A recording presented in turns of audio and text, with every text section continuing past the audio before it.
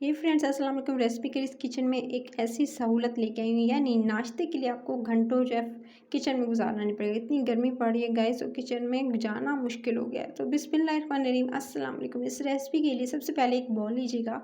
उसके अंदर आपने 1 कप भर का यानी 250 ग्राम है, तो आपने मैदा ले लेना है। इसको पहले छान लिया मैंने, छान कर अलग से बॉल में इसको शिफ्ट कर लिया है। तो तकरीबन 1 कप भर के लीजिएगा आप, और चाहें तो आप इसकी क्वांटिटी डबल भी कर सकते हैं। उसके बाद आपने इसके अंदर शामिल करना है 1 टीस्पून के करीब बेकिंग पाउडर और half tea spoon baking soda. दोनों चीज़ों को बहुत अच्छे से आपने जो है इस तरह से मैदे के अंदर मिक्स कर लेना है। और जो आपने अच्छे से मिक्स करने के बाद 1 कप भर के था, सो आप जो है इसी तरह से भर के लीजिएगा। और उसके बाद आपने मिक्स कर लेने के बाद एक तरफ रख देना है, और एक अलग से बॉल के अंदर आपने आधा कप चीनी और आधा कप ही आपने इसके अंदर तेल इस्तेमाल करना है। दोनों की क्वांटिटी आप सेम रखेंगे। और उसके बाद अब आपने इसके अंदर शामिल करना है अपने हिसाब से। आप इसके अंदर 2 अंडे भी शामिल कर सकते हैं और 1 भी शामिल कर सकते हैं। मैं इसके अंदर 2 अंडों की सफ़ेदी और साथ में 1 जो है वो जर्दी, 2 अंडों की सफ़ेदी और जर्दी से क्या होगा कि ये बहुत ज़्यादा मज़ेदार एंड सॉफ्ट बनेंगे। सो आपने इसी तरह से 2 अंडों की सिर्फ सफ़ेदी ले लेनी है और 1 अंडे की जर्दी लेकर इसको इसमें शामिल करके चीनी और जो ऑयल था उसके अंदर आपने इसको बहुत अच्छे से फेंट लेना है। ऑयल की जगह आप बटर का इस्तेमाल भी कर सकते हैं।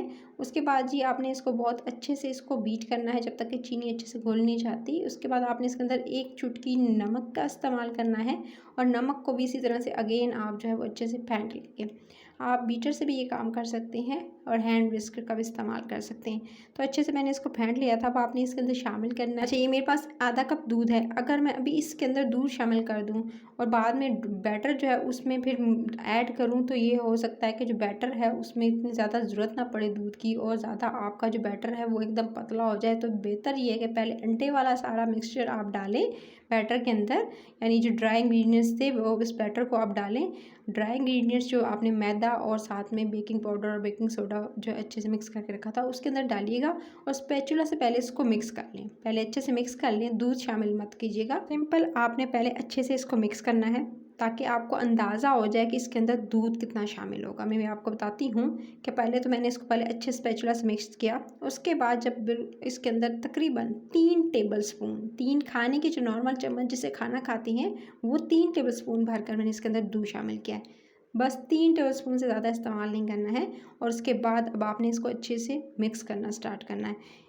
बिल्कुल 3 टेबलस्पून से ज़्यादा ऐड किया तो ये बहुत ज़्यादा एकदम पतला हो जाएगा। फिर आपको अगेन ज़्यादा जो है इसके अंदर जो है वो फ्लोर यानी आपको मैदा ऐड करना पड़ेगा, और बैटर इस तरह से चीज़ों की जो क्वांटिटी है और चीज़ों की जो क्वालिटी है वो ख़राब होती जाएगी, यानी आपका फिर बैटर सही नहीं बनेगा। सो आपने पहले अच्छे से मिक्स कर लेना, फिर हाथों से इसको ज़रा संबल कर लेते हैं, यानी अच्छे से गूंद लेते हैं, डो की फॉर्म दे देते हैं। सो मैं पहले स्पैचुला से मिक्स किया, उसके बाद इसी तरह से मैं हाथों से इसको अच्छे से इसको एक फॉर्म दे रही हूँ ताकि जो है वो तमाम के तमाम जो है डो है वो एक अच्छे से सेट हो जाए। सो इस तरह से पहले आप जो है वो इसको अच्छे से डो को सेट कर लेंगे। डो को गूंद लेने के बाद फिर आपने इसको रेस्ट देना है। तकरीबन आप इसे जो है 10 मिनट का रेस्ट दीजिएगा, 5 से 10 मिनट के दरमियान का रेस्ट देना है। उसके बाद आप इसकी जो बाकी की चीज़ें वो करना स्टार्ट करेंगे। तो सबसे पहले तो मैं इसको पहले अच्छे से मैंने देख सकते हैं आपके सामने बहुत अच्छे से धीरे धीरे इसको जो वो इकट्ठा करके इसको मैंने अच्छे से एक डो की शक्ल दे दी है, और कुछ इस तरह की इसकी लुक आई है। उसके बाद जी जब इस तरह से आप इसे अच्छे से डो को जो है गूंद लेंगे, और उसके बाद अब आपने क्या करना है, इसको रेस्ट पे रखने के बाद फिर इसको एक शेप देने की कोशिश करनी है। और शेप देने के लिए सबसे पहले आपने क्या करना है, इस तरह से पहले इसको रोल करेंगे। रोल करते हुए कुछ इस तरह से आपने रोल करना है, और एक अच्छे से जो है वो इस तरह से एक रोल की शक्ल देते हुए फिर आपने कोई सा भी आप सिंपल प्लेन जो वो ले सकते हैं, कोई ऐसे रैपिंग शीट ले लीजिएगा, बबल रैप ले लीजिएगा, और उसके अंदर आपने इस तरह से कोई सी भी शीट हो, और आप उसके अंदर जो है इसको अच्छे से जो इस तरह से टाइटली पैक करके फ्रिज में तकरीबन 1 घंटा के लिए या आधा घंटा के लिए फ्रिज के अंदर, फ्रीज़र में नहीं फ्रिज के अंदर रख दीजिएगा, ताकि जो अच्छे से ये डो सेट हो जाए। उसके बाद आप इसकी कटिंग करके इसको बना सकते हैं।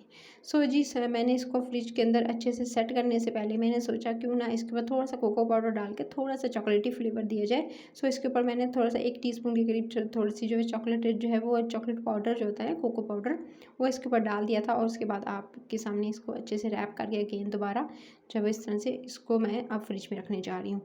तकरीबन मैंने इसको रखा था 1 घंटे करीब मैंने इसको फ्रिज में रख दिया था, और चाहें तो आधा घंटा या 15 मिनट में दे सकते हैं ताकि डो जो है सेट हो जाए। उसके बाद डो जैसे ही सेट हुई तो फिर आपने इस डो को जो है वो इस तरह से निकालना है, रैपिंग शीट में से निकाल लीजिएगा।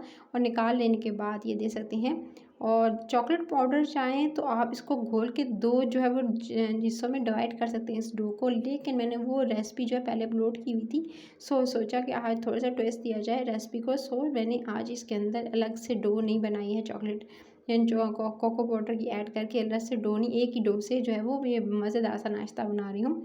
सो वो भी जाकर देख सकते हैं आप मेरे चैनल पे, मज़े मज़े की अपलोड हुई है नाश्ते की रेसिपीज़। तो आप इस तरह से कटिंग करते जाएंगे, सबसे पहले कुछ इस तरह से कट करके ये दे सकते हैं, इतने साइज़ की आपने कटिंग कर लेनी है।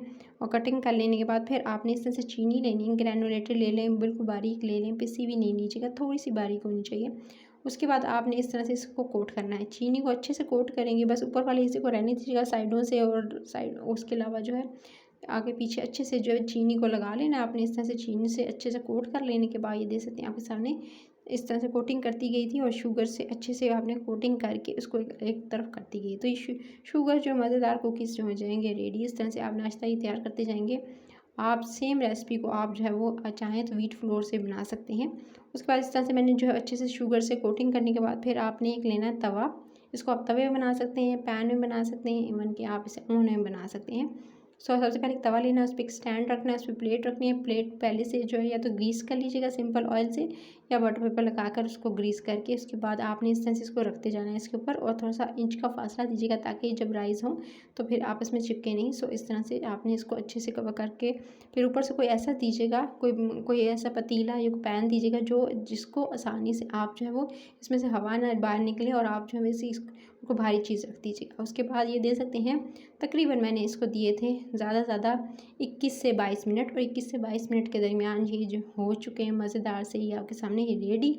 अब आपने इसको निकाल लेना है, बहुत गरम गरम थे गाइस, सो इसको उठाने में थोड़ी मुश्किल हो रही है मुझे, लेकिन आप जो है इसको इस तरह से निकाल कर प्लेट में से इसको किसी वायर रैक पर रख दीजिएगा, ताकि पहले ठंडा होने दीजिएगा, उसके बाद आप इसे किसी सेविंग जार में इसको सेव कर सकते हैं। और इस तरह से ढेरों क्वान्टिटी में यानी ढेरों तादाद में बनाकर आप सेव कर सकते हैं। तो इस तरह से जो है वो डिफरेंट जो है बैचेस में आपके सामने मैं इस तरह से रखती जा रही हूँ, और उसके बाद इसको भी अगेन इसी तरह से तवे पर बेक कर लूँगी। आप सेम रेसिपी को ओवन में बना सकते हैं, ओवन में सिर्फ 12 से 15 मिनट के दरमियान टाइम दीजिएगा। और जो है उसके बाद आपने 180 डिग्री पर पहले सेंटीग्रेड पर पहले प्री हीट करना ओवन को। उसके बाद आपने जो है इसको तकरीबन 12 से एटलीस्ट 12 से 13 मिनट में हो जाएंगे, ज़्यादा टाइम नहीं देना है आपने। और ये आपके सामने ये देख सकते हैं मज़ेदार से ये नाश्ता जो है वो हो चुका है रेडी। अब इसका साइज़ भी चेक कर सकते हैं। सो आपने इस रेसिपी को ज़रूर ट्राई करना है, और ट्राई करते हुए आपने रेसिपी के चैनल को सब्सक्राइब, वीडियो को लाइक और शेयर ज़रूर कर लेना है। तो इस तरह से कुछ इसकी लुक आई है, और कुछ अंदर से कुछ इस तरह के ये कुक हुए हैं। तो आपने एज इट इज़ ट्राई करना है, तवे पर इंस्टेंट बन जाने वाला ये नाश्ता है। रेसिपी अच्छी लगे तो कमेंट ज़रूर कीजिएगा, अपना ख्याल रखिएगा। टिल द नेक्स्ट वीडियो फिर मिलती हूँ, टेक केयर।